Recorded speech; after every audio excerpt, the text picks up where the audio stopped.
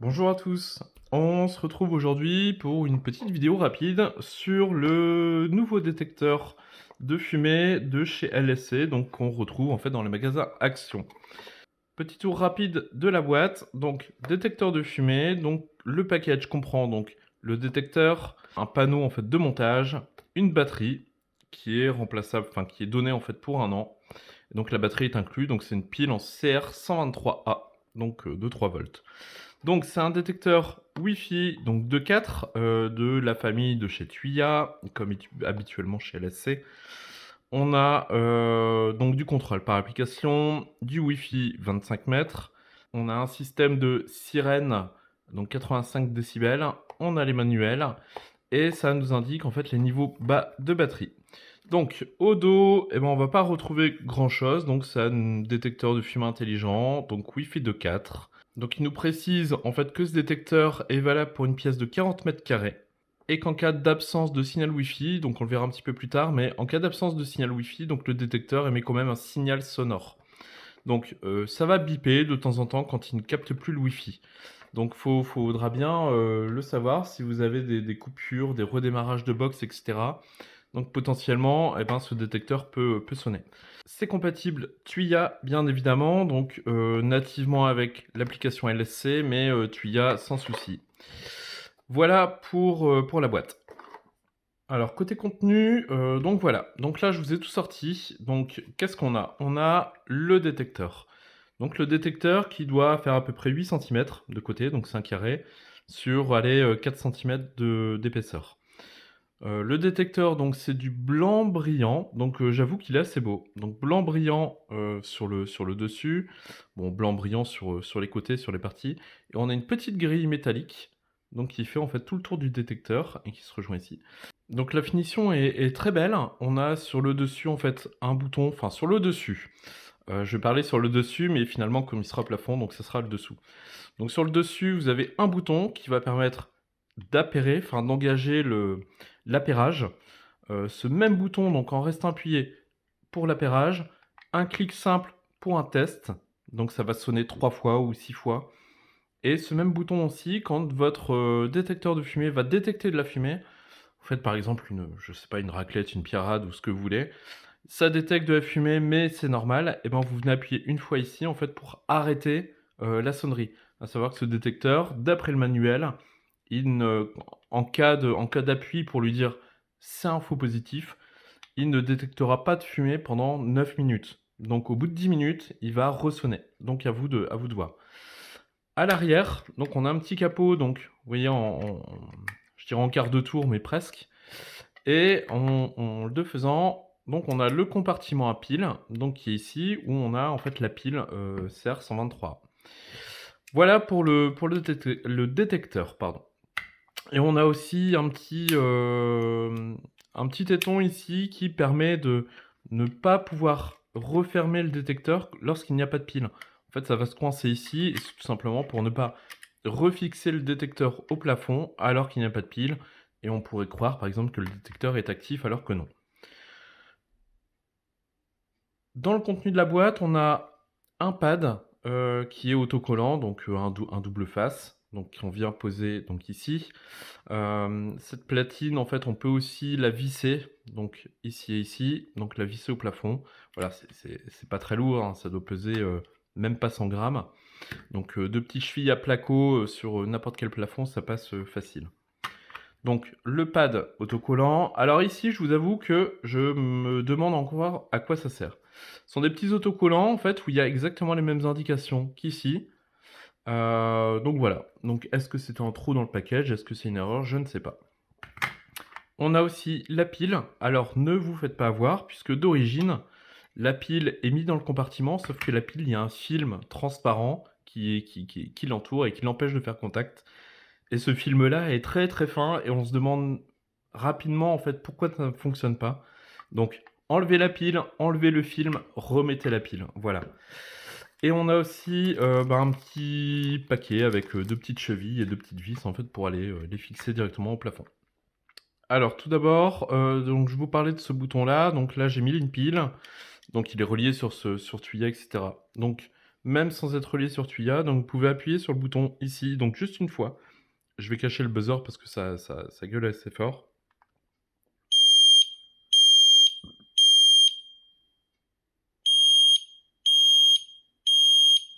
Voilà, donc ça c'est l'autotest.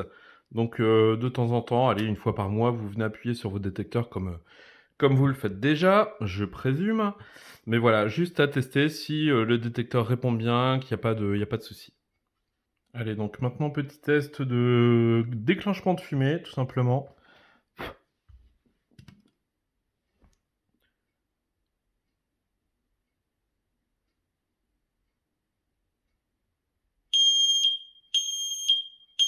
Voilà.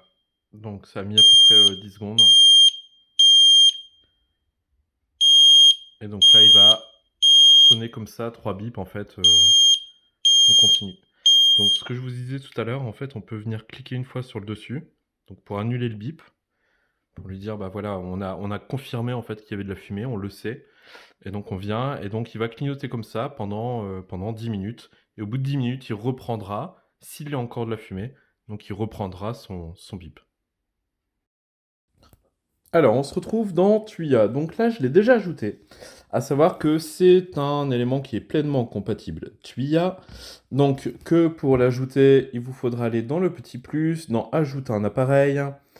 Ici, vous allez dans Sécurité capteur. Alors, moi, je suis passé par le détecteur de fumée Wi-Fi. Donc, vous voyez ici au milieu de l'écran. Vous cliquez donc sur le détecteur de fumée Wi-Fi et il va vous proposer, en fait, comme tous les périphériques Tuya, eh ben, votre code Wi-Fi, etc. Donc, au final, on retrouve notre détecteur ici. Alors, les traductions sont un peu mauvaises. Là, on nous dit aucun détecteur de fumée. Eh ben, c'est aucune détection de fumée. On refera le test juste après, mais on a bien, enfin, c'est bien la traduction qui est mauvaise. Donc, qu'est-ce qu'on retrouve? On trouve l'état de la batterie. Donc là, on est en batterie élevée. Aucune détection de fumée. On a la dernière fois, donc si on fait cliquer pour plus, on va voir en fait toutes les alarmes. Donc par exemple actif, détection de fumée et non pas détecteur de fumée. Et voilà, et donc là on va avoir toutes les alarmes en fait qu'on a eues. Roue crantée, donc on va pouvoir activer ou pas la détection de fumée. Voilà. Si par exemple, ça peut être utile si vous prévoyez de faire une soirée fondue par exemple. Je sais que la fondue bourguignonne bah, génère quand même pas mal de fumée. Pas mal de fumée, de la fumée en fait qui fait réagir les capteurs.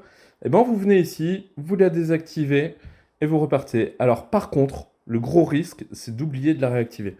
Donc je vous déconseille quand même de faire ça et de laisser activer votre capteur et puis de réagir en cours de soirée, soit enlever le capteur, le mettre dans une autre pièce, mais laissez-le bien à l'évidence puisque 9 fois sur 10, vous allez oublier de le remettre ou de le réactiver. Lorsqu'on va sur le crayon en haut à droite, donc on va voir les informations de l'appareil. Donc là, c'est comme d'habitude, c'est les informations adresse MAC, adresse IP, etc. Scénario automatisation, donc là, j'en ai fait un, mais de base, donc il n'y en a pas, on ira voir après. Et après, on retrouve donc les fonctions habituelles, donc le partage, créer le groupe, etc., etc. Donc maintenant qu'on a vu, donc ça c'est la page principale, on va aller gérer donc nos automatisations. Donc là, j'en ai créé une, par exemple. Si on a de la détection de fumée, alors on va afficher en fait un message. On peut faire une notification SMS, etc. On va aller en créer une, donc pour vous montrer les différents choix. Donc mon détecteur de fumée. Alors, on a 4 choix. Pour moi, c'est des erreurs de traduction. Alarme de défaut, aucune idée. Alarme de défaut, ça ne s'active pas quand il détecte de la fumée. Donc je ne sais absolument pas à quoi ça correspond. Ensuite, on a état de détection de fumée. Donc, l'actif, c'est quand il est présent en fait sur le réseau, bien connecté en fait à Tuya. Détecteur de fumée, pour moi, la traduction devrait être détection de fumée. Donc là, c'est effectivement ce qui s'active lorsqu'il détecte de la fumée. Alors, detecting et skioto, je ne sais non plus ce que ça veut dire. Donc detecting, ça ne fonctionne pas, enfin en tout cas chez moi, lorsque il détecte de la fumée. Donc c'est pas ce trigger-là. Et ensuite, on a le niveau de batterie, donc faible, moyen, élevé pour faire des notifications de batterie. On a un second niveau de batterie, on fait le moyen élevé. Voilà, donc c'est un petit peu amélioré en fait tout ça. C'est un petit peu fouillis, donc on est entre les traductions qui sont mal faites, les deux niveaux de batterie, on est un petit peu perdu. Et à savoir en fait que de base, lorsque vous ajoutez le détecteur de fumée, eh ben, vous n'avez aucune automatisation. Donc quelqu'un qui met ça en place, qui ne va pas créer les automatisations, eh ben, finalement il se retrouve avec un détecteur de fumée qui sonne en local, enfin qui sonne physiquement, mais il n'y a aucune notification en fait dans Tuya. Donc pensez bien à aller créer vos automatisations. Sinon, tout ce côté connecté, en fait, ça ne vous servira à rien du tout. Alors, comme à l'habitude, on va aller faire un petit tour sur Home Assistant, puisque bah, moi j'ai ça à la maison et donc Tuya est rattaché sur Home Assistant de mon côté. Ça nous a bien détecté donc ce détecteur de fumée. Par contre, eh ben, mauvaise nouvelle, il y a quasiment rien qui remonte. On a uniquement le niveau de batterie, donc là qu'on voit en élevé, sinon on n'a rien du tout. Pareil au niveau automatisation, pardon, eh ben, on n'a strictement rien. Donc en fait, bah, il est inexploitable complètement sur Home Assistant via l'intégration Tuya. Par contre, regardez la suite. Alors, petite info intéressante pour tous ceux qui bidouillent un petit peu, donc du Home Assistant, mais en particulier plutôt de l'ESP 32 ou ESP 8266. Et ben ici, on a une petite carte donc, qui nous intéresse. Donc je l'ai ouvert, hein, il n'y a pas grand chose. Donc là, vous pouvez voir, en fait, ça c'est le capot au-dessus. Un petit buzzer type piezo. Et ici, donc compartiment à pile. Et ici, donc on a le capteur d'air, capteur de fumée, pardon. Et chose intéressante, et ben c'est derrière. En fait, on a une puce. Alors je sais pas si vous allez bien voir. Mais on a une puce TYWE3S et cette puce est flashable facilement avec du Tasmota. Donc je ne vais pas vous détailler en fait toute la manip, mais vous avez facilement accès donc à tous les GPIO, etc. Donc ça, je présume, je le testerai un petit peu plus tard, mais je présume que c'est flashable, pardon, assez facilement donc sur du Tasmota. Idem, en fait, on a pas mal de petites pins donc qui seront dispo, en particulier le TX, RX, le ground, le 5 volts, etc. Donc à mon avis, il y a moyen de récupérer en fait tout ce board, en particulier le capteur et le petit buzzer, et d'analyser tout ça par exemple avec un ESP. Donc pour ceux qui aiment bidouiller, ça peut être un très bon point. Allez, donc petite conclusion rapide donc, sur ce détecteur de fumée de chez Action. Alors, on le trouve à plus ou moins 19 €. Donc aujourd'hui, en fait, on ne le trouve pas encore dans tous les actions. Le mien, ça fait 3 jours donc qu'il est en rayon. Mais je pense qu'il va arriver assez vite. Donc, pour résumer, donc, capteur de fumée, à peu près 20 €. Intégrable, donc intégration à Tuya, donc on va dire bof, puisque alors tout le process pour appareiller l'équipement à Tuya, chez moi ça a bagoté un petit peu, à voir chez vous si ça fera la même chose. Une fois arrivé sous Tuya, donc on est sur des traductions qui sont complètement approximatives. On a du détecteur de fumée à la place d'une détection de fumée. Donc ça peut prêter en fait à confusion, tout simplement de voir que notre détecteur n'est pas connecté. Bah non, c'est tout simplement qu'il n'y a pas de détection de fumée. Autre point, donc c'est les notifs en fait qui sont absentes. Donc on a dû créer une automatisation pour justement recevoir les notifs. À voir chez vous, j'attends vos avis, puisque pour l'instant, j'ai pas encore vu de test à ce sujet-là.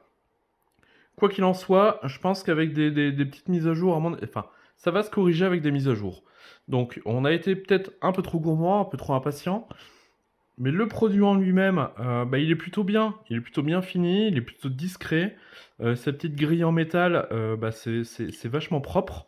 Et donc, vous avez ça au plafond, et ben ça passe quasiment inaperçu. Donc, un blanc bruyant comme cela, et ben c'est très propre. La taille, c'est parfait. Eh ben, on n'en demande pas plus. Et à 20 €, donc quand on sait qu'un détecteur de fumée classique vous vend dans les 10 € à peu près, et ben, à 20 €, il y a moyen d'en mettre 2 ou 3, enfin, d'équiper sa maison donc avec ce type de détecteur. Donc toujours à la condition faut être conscient de ces problèmes de traduction, et puis de faire une automatisation dès le départ. Hormis ça, je trouve que c'est plutôt un bon produit, voilà, propre, assez efficace dans la détection de fumée. Alors on a fait un test, on n'a pas dépassé 10 secondes. J'ai fait d'autres tests, enfin en général, on ne dépasse pas 15 secondes et même sur des, fumées qui sont assez légères, ça reste quand même, enfin le capteur de fumée reste quand même assez, efficace. Voilà, j'espère que ça vous a plu, que ça vous a appris quelque chose. Si vous avez des questions, donc n'hésitez pas. Vous avez le groupe Facebook, vous avez la page YouTube où on récapitule tout ça. Sans oublier donc le site, donc auto-domo.fr. N'hésitez pas à venir nous poser des questions. On se fera une joie d'y répondre. Voilà, à bientôt. Ciao.